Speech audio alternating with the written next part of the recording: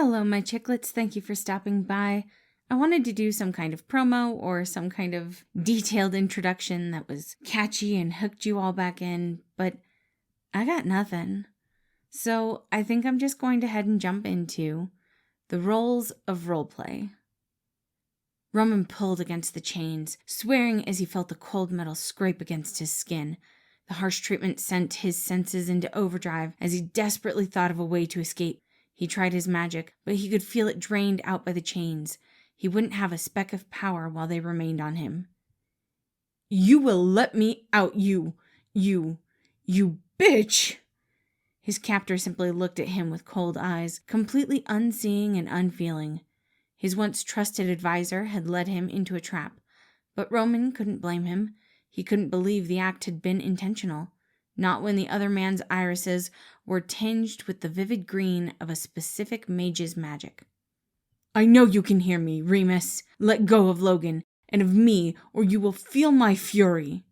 From the shadows, Roman could hear a cackling before the soft sound of boots echoed through the hallway.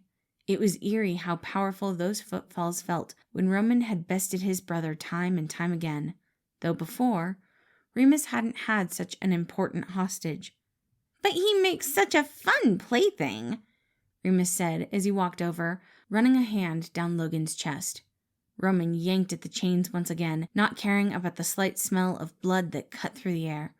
"You fiend! Relinquish your control!" "You fiend!" Remus replied in a mocking tone. "As creativity, I would expect you to be more creative in your insults. Then again, I guess you've run out of material now that your precious Logan is in trouble." He might have been breaking the rules of their little game a bit, acting out of character, but he couldn't help getting a dig in at his brother. Roman narrowed his eyes at Remus, a warning, but put on the mask of a terrified prince nonetheless. "I am a prince, and he is not your plaything. He isn't a part of this at all." "Oh, isn't he? Do you really think this isn't completely your fault? Falling in love with an academic, a scholar. Do you know how easy he was to capture?"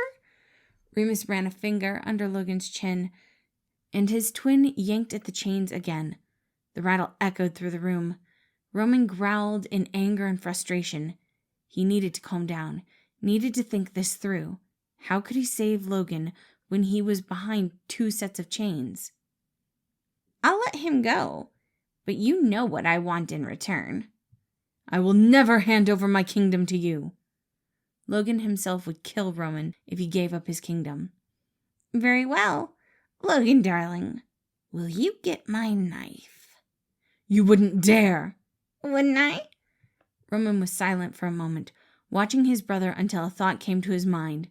No, you wouldn't." Roman frowned, though it was obvious he knew something that Remus didn't want to admit. How had he not seen it earlier? Logan had been immaculate when Roman woke up. There wasn't a scratch or scrape on him, and his clothes were perfectly intact. Something uncommon for a prisoner of his brother. "Because you love him too. And for all of your blust and bluster about being a villain, you would never want to see him hurt. That's why you put him in a trance rather than torturing him. That's why he still walks with his perfect prissy air." Remus froze, eyes narrowing as he turned to stare at Roman. "Watch your tongue, brother." He spat that final word out as if it left a foul taste on his tongue. "You know I take far too much pleasure in your suffering to let love get in the way." When Remus was angry, he was more blinded. Roman slipped a lockpick out of his sleeve, attempting to pick at the chains. He had to keep Remus angry. "Are you sure? Would you be happy never seeing the look of scorn on his face, never listening to him correct you ever again?" Remus grew up in the castle. Of course he fell in love with Logan. Who wouldn't? But Prince Remus experienced and expressed affection differently.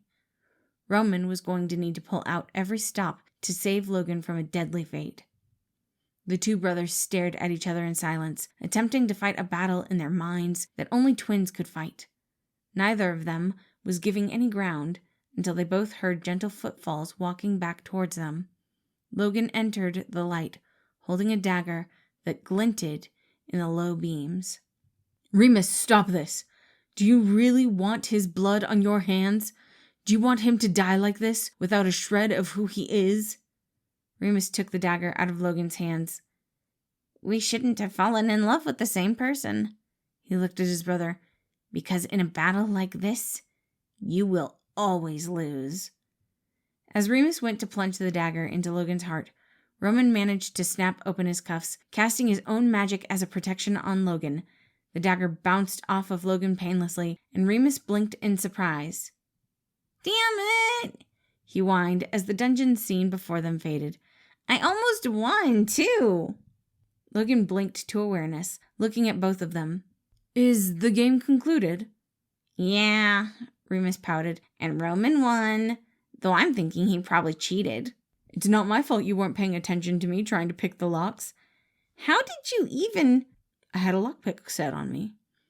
I commanded Logan to confiscate all your weapons. In a traditional sense, a lockpicking set is not classified as a weapon.